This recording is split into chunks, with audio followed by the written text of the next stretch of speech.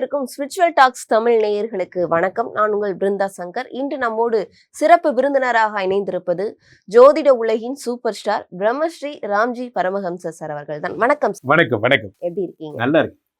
குரு பகவான் கொடுக்கக்கூடிய 3 ஜாக்பாட்கள் என்னென்ன? இந்த குரு பெயர்ச்சி வருகிறது.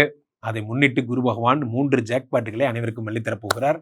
யார் யாருக்கெல்லாம் குழந்தை பிறக்க போகிறது, யார் யாருக்கெல்லாம் ஃபாரின் போக போறீங்க, யார் யாரெல்லாம் வீடு கட்ட போறீங்கிறத ராசி ரீதியாக நாம் பார்த்து விடலாம்.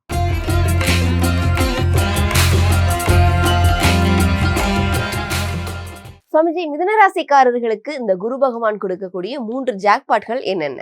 மிதுனராசிக்காரர்களை பொறுத்த வரைக்குமே உனக்கு என்னப்பா நீ ராஜா வீட்டு கண்ணுக்குட்டி அப்படிங்கிற மாதிரி இந்த மிதுனராசிக்காரர்களுக்கு 10ஆம் இடத்திலே சனி. ஏற்கனவே சனி 10லே ஒரு பாவி இருந்தால் அரசனை போல் யோகம் உண்டு. அதில் 10ல் சனி இருந்தால் சனி கொடுத்தால் எவர் தடுப்பார்.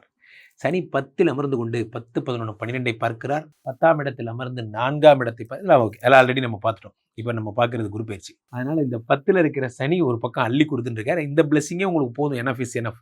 ஏன்னா அவர் உங்களை பிராண்ட் ஆகிட்டார். இப்போ ராசி இருந்த குரு இப்போ 2ஆம் இடத்துக்கு வராரு இருந்தா. இந்த 2வது இடம்னா என்னன்னா தனஸ்தானம். தனம்னா பணம்.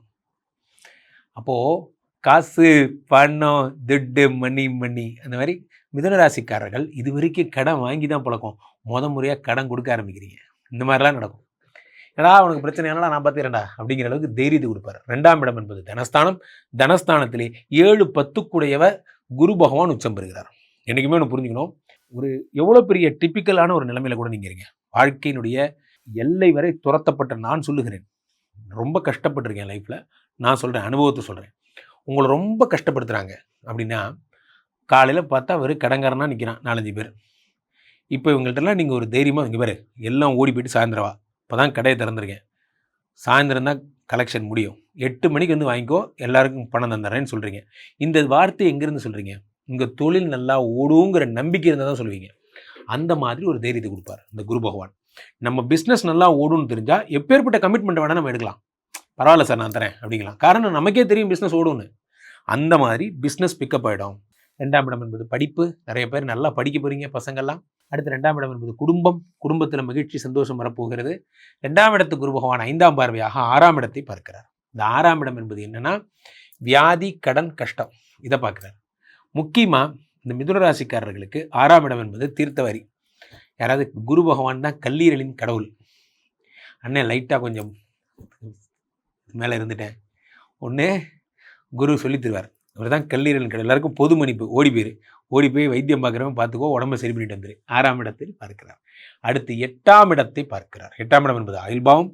ஆயுள்பாவத்தை குரு பகவான் பார்க்கும்போது என்னாகும்? உங்களுக்கு தைரியம் வருகிறது, ஆயுசு வருகிறது. இதெல்லாம் அடுத்ததாக குரு உங்களுக்கு 10ஆம் இடத்தை பார்க்கிறார். 10ஆம் இடம் என்பது என்ன? உங்களுடைய தொழில்.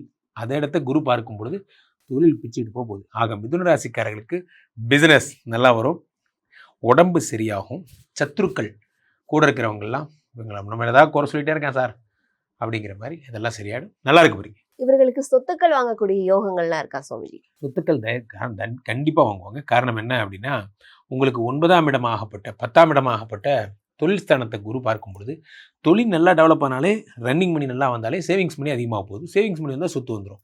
இது எல்லாமே ஒரு ஃப்ளோ தான். அவ்வகையில் மிதுனராசிக்காரர்கள் டான்னு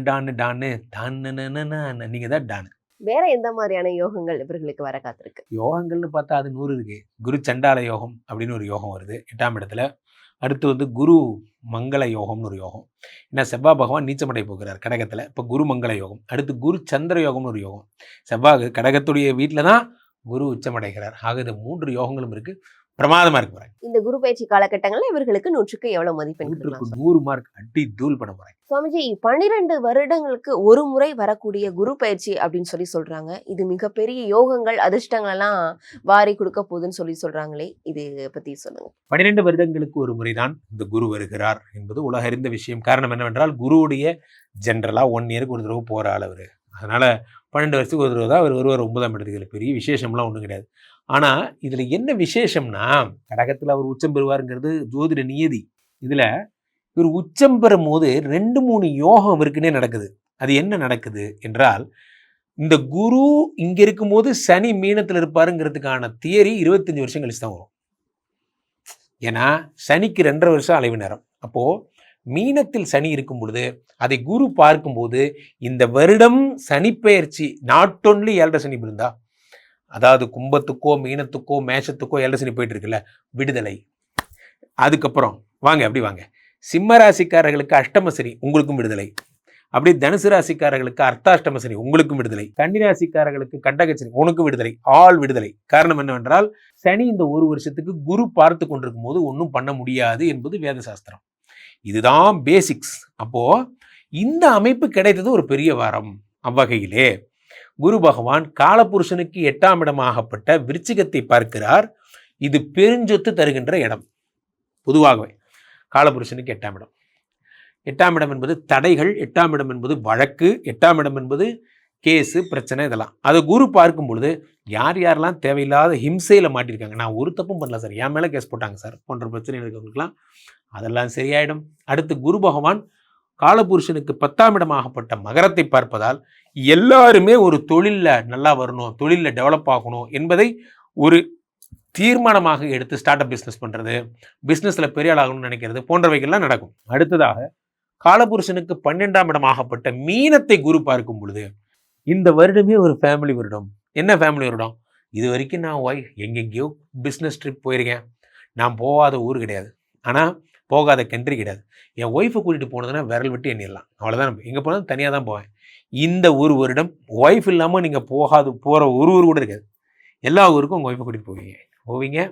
உங்களுடைய காதல் ஒரு 25 வருஷம் பேக் போகும்.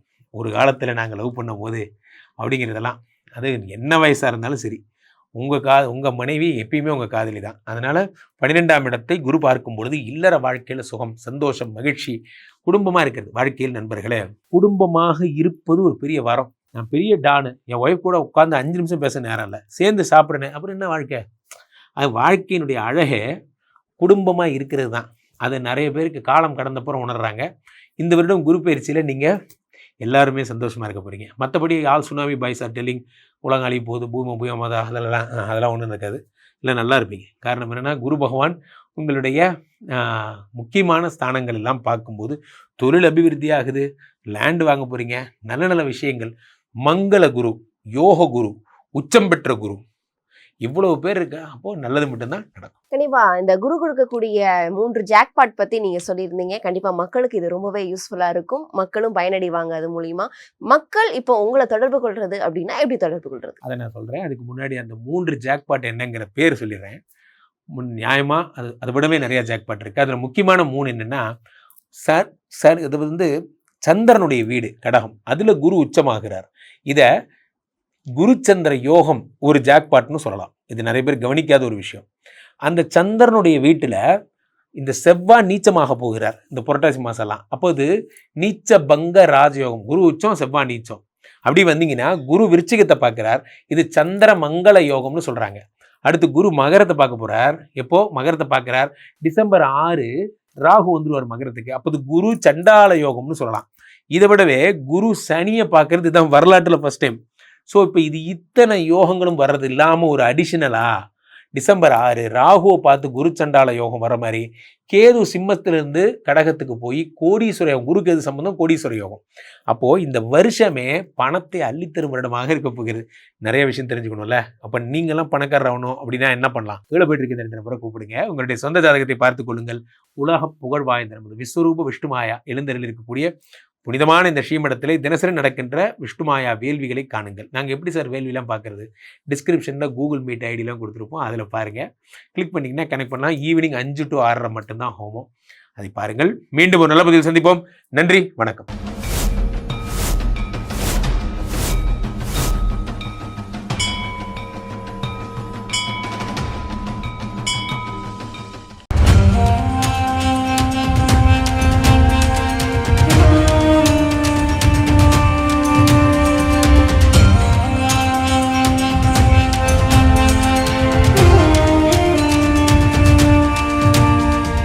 எல்லா ஊர்லேயும் சாமியை வந்து அடித்து துருத்தி அனுப்புகிறாங்க. அதன் பிறகு பார்த்தீங்கன்னா இந்த பூண்டிக்கு வராரு. இங்கே இருக்கவங்க பக்கத்தில் இருக்கவங்க எல்லாம் சேர்ந்து சாமியை வந்து திருவண்ணாமலைக்கு போகிற வழி மல்லவாடி காட்டில் எடுத்து போய் வெட்டி போட்டு வந்துடுறாங்க. எப்படின்னா தலை தனியாக, கை தனியாக, கால் தனியாக, பீஸ் பீஸாக வெட்டி போட்டு வராங்க.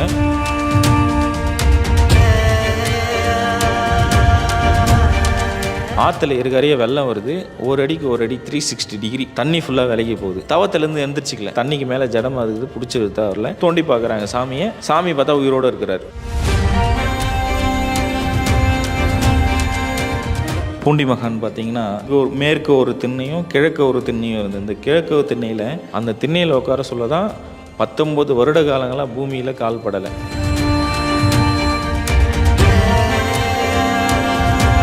ஜமீன்தாரர் வந்து கேட்குறாரு, சாமி உங்களுக்கு அப்பா அம்மா யார், அண்ணன் தம்பி யார், நீங்கள் எங்கேருந்து வந்தீங்க, உங்களுக்கு பசங்க இல்லையா, குழந்தை இல்லையா, உங்கள் மனைவி இல்லையான்னு கேட்குறாங்க. அப்போ சொல்கிறாரு, அண்ணாமலையாரும் உண்ணாமலை அம்மனும் தான் எனக்கு அப்பா அம்மா, பசங்கன்னு பார்த்தீங்கன்னா நீங்கள் தான் என் பசங்கன்றாங்க. உங்களுக்கு என்ன வயசாகுது சாமி அப்படின்னு சொல்லிட்டு கேட்குறாங்க. நான் அண்ணாமலையார் கோவில் கட்ட சொல்ல எங்கள் அப்பாவுக்கு நான் கல் எடுத்து கொடுத்தேன் குழந்தையிலேருந்து. இன்றைக்கி ப்ரெசன்ட் டேட்டுன்னா அதுதான் என் வயசு, நீ அன்றைக்கி நீங்கள் கூட்டி சொல்லுப்பான்ற.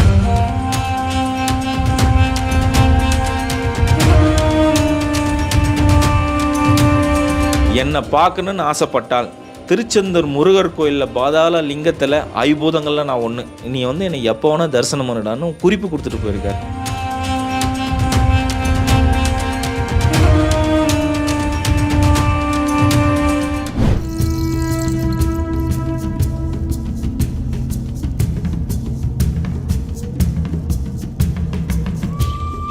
புலிகள் கூட ஒரு மகான் விளையாடி இருக்காரு. இவர் தவம் இருக்கும்போது இந்த வரி புலிகள் இவரை பாதுகாத்திருக்கு. திருவண்ணாமலைக்கு வந்த மகான்கள் வரிசையில இவர் முன்னோடின்னு சொல்றாங்க. ஈசான்ய ஞான தேசிகர் ஐயா. இவருடைய வாழ்க்கை வரலாறு தான் நம்மளுடைய தேடல் பயணத்துல பார்க்க போறோம். வெல்கம் டு தேடல். நான் உங்கள் வினோ.